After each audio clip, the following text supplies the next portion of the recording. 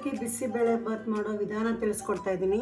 ಇದರಲ್ಲಿ ಅರ್ಧ ತೊಗರಿಬೇಳೆನ ಬೇಯಿಸ್ಕೊಂಡಿದ್ದೀನಿ, ಅರ್ಧ ಹೆಸರು ಬೇಳೆ ಬೇಯಿಸ್ಕೊಂಡಿದ್ದೀನಿ, 1 ಲೋಟ ಅವಲಕ್ಕಿ ಇಟ್ಕೊಂಡಿದ್ದೀನಿ, ಒಗ್ಗರಣೆಗೆ ಕರಿಬೇವು ಒಣಮೆಣಸಿನ್ಕಾಯಿ ಇಟ್ಕೊಂಡಿದ್ದೀನಿ, ಕಡಲೆಕಾಯಿ ಬೇಯಿಸಿ ಬೀಜ ಸುಲ್ದು ಇಟ್ಕೊಂಡಿದ್ದೀನಿ, 1 ಸ್ಪೂನು ವಾಂಗಿಬಾತ್ ಪುಡಿ ಇಟ್ಕೊಂಡಿದ್ದೀನಿ, ಬಿಸಿಬೇಳೆಬಾತ್ ಪುಡಿ ಇದರಲ್ಲಿ 3 ಸ್ಪೂನ್ ಇಟ್ಕೊಂಡಿದ್ದೀನಿ, 1 ಟೊಮೆಟೊ ದಪ್ಪದು ಹೆಚ್ಚಿಟ್ಕೊಂಡಿದ್ದೀನಿ, 1 ಸಣ್ಣ ಕ್ಯಾಪ್ಸಿಕಮ್ ಹೆಚ್ಚಿಟ್ಕೊಂಡಿದ್ದೀನಿ, 1 ಸಣ್ಣದು ಆಲೂಗೆಡ್ಡೆ ಹೆಚ್ಚಿಟ್ಕೊಂಡಿದ್ದೀನಿ, ಸಣ್ಣದು 1 ಕ್ಯಾರೆಟ್ ಹೆಚ್ಚಿಟ್ಕೊಂಡಿದ್ದೀನಿ, 10 ಹುರುಳಿಕಾಯಿನ ಬಿಡಿಸಿ ಹೆಚ್ಚಿಟ್ಕೊಂಡಿದ್ದೀನಿ. ಅವಲಕ್ಕಿ 1 ಲೋಟ ಅವಲಕ್ಕಿನ ಚೆನ್ನಾಗಿ ತೊಳೆದು ನೆನೆಸಿಟ್ಕೊತೀನಿ. 4 ಸ್ಪೂನ್ ಎಣ್ಣೆ ಹಾಕ್ತೀನಿ.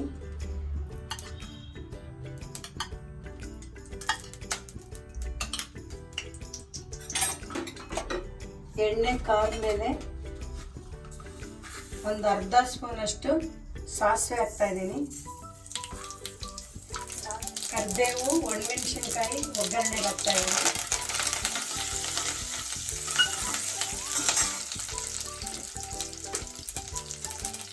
ಹಿಂಗ್ ಹಾಕ್ತಾ ಇದ್ದೀನಿ.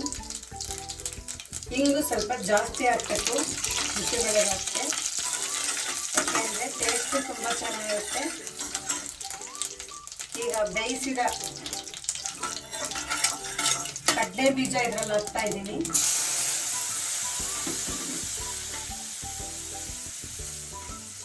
ಕ್ಯಾರೆಟ್ ಹಾಕ್ತಾ ಇದ್ದೀನಿ. ಹೆಚ್ಚಿದ ಟೊಮೆಟೊ ಹಾಕ್ತಾ ಇದ್ದೀನಿ.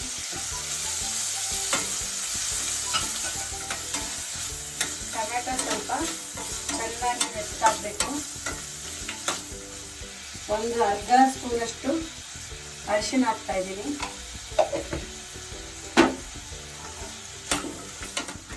ಈಗ ಆಲೂಗೆಡ್ಡೆ ಹಾಕ್ತಾ ಇದ್ದೀನಿ.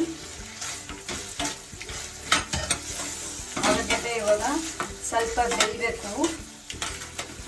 ಈಗ ಹೆಚ್ಕೊಂಡಿರೋ ಹುರುಳಿಕಾಯಿ ಹಾಕ್ತಾ ಇದ್ದೀನಿ.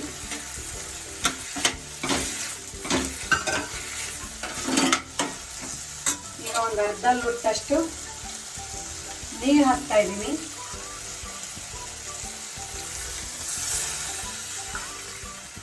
ಇವಾಗ ಇದೆಲ್ಲ ಚೆನ್ನಾಗಿ ಕುದಿಬೇಕು. ಇವಾಗಲೇ ರುಚಿಗೆ ತಕ್ಕಷ್ಟು ಉಪ್ಪು ಹಾಕ್ಬಿಡ್ತೀನಿ, ಯಾಕೆಂತಂದರೆ ಹೋಳಿಗೆಲ್ಲ ಉಪ್ಪು ಅಂಟಬೇಕು. ನಾನು ಸ್ವಲ್ಪ ಮುಂಚೆನೇ ಹಾಕ್ತಾ ಇದ್ದೀನಿ. ಚೆನ್ನಾಗಿ ಕುದಿಬೇಕು.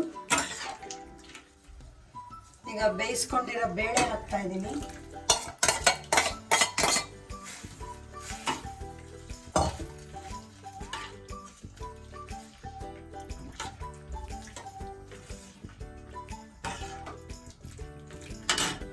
ಈಗ ಇನ್ನೊಂಚೂರು ಹಿಂಗು ಮೇಲೆ ಹಾಕ್ತಾ ಇದ್ದೀನಿ.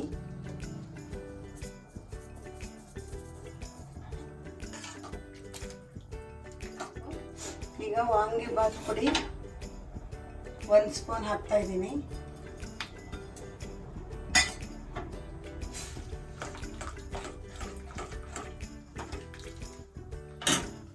ಬಿಸಿಬೇಳೆಬಾತ್ ಪುಡಿ 2 ಸ್ಪೂನ್ ಅಷ್ಟು ಹಾಕಿದ್ದೀನಿ. ಖಾರ ಇದು ಜಾಸ್ತಿ ಇದೆ, ನಮಗೆ ಎಷ್ಟು ಬೇಕೋ ಅಷ್ಟು ಖಾರ ಹಾಕ್ಕೋಬೇಕು. ಒಂದು ವೇಳೆ ನಿಮಗೆ ಖಾರ ಜಾಸ್ತಿ ಬೇಕು ಅಂತಂದರೆ ಇನ್ನೂ 1 ಸ್ಪೂನ್ ಅಷ್ಟು ಹಾಕ್ಕೋಬೋದು. ಹೆಸರು ಬೇಳೆ ತೊಗರಿಬೇಳೆ ಮಿಕ್ಸ್ ಮಾಡಿ ಅವಲಕ್ಕಿ ಬಾತ್ಗೆ ಹಾಕೋದ್ರಿಂದ ತುಂಬ ಚೆನ್ನಾಗಿ ಟೇಸ್ಟ್ ಬರುತ್ತೆ. ಬಿಸಿಬೇಳೆಬಾತು ಬರೀ ತೊಗರಿಬೇಳೆದು ಟೇಸ್ಟ್ ಕೊಡಲ್ಲ, ಹೆಸರು ಬೇಳೆನೂ ಹಾಕಬೇಕು. ಈಗ ನಾನು ನೆನೆಸಿಟ್ಟಿರೋ ಅವಲಕ್ಕಿ ಹಾಕ್ತಾ ಇದ್ದೀನಿ.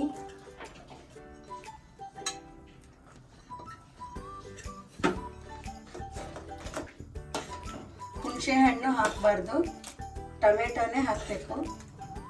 ಬೇಕಾದರೆ ಇನ್ನೂ ಒಂಚೂರು ಒಂದು ಅರ್ಧ ಗ್ಲಾಸಷ್ಟು ನೀರು ಹಾಕ್ಕೋಬೋದು, ಹಿಡಿಯುತ್ತೆ ಅದೇ ನೀರು. ಯಾಕೆಂದರೆ ಆರಿದ ಮೇಲೆ ಗಟ್ಟಿ ಆಗಿಬಿಡುತ್ತೆ.